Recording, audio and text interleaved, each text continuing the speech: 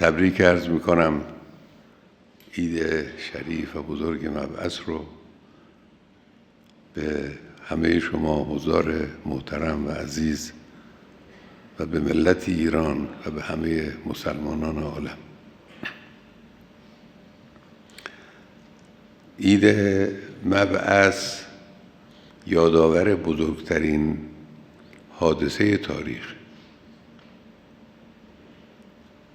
با جرأت میتوان گفت که مبارکترین و بزرگترین حادثه‌ای که در دنیا در طول تاریخ برای بشریت اتفاق افتاده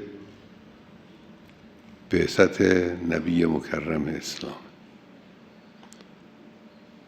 در مورد ولادت اون بزرگوار هم ما این حرف رو میزنیم، اون هم به برکت بعثت.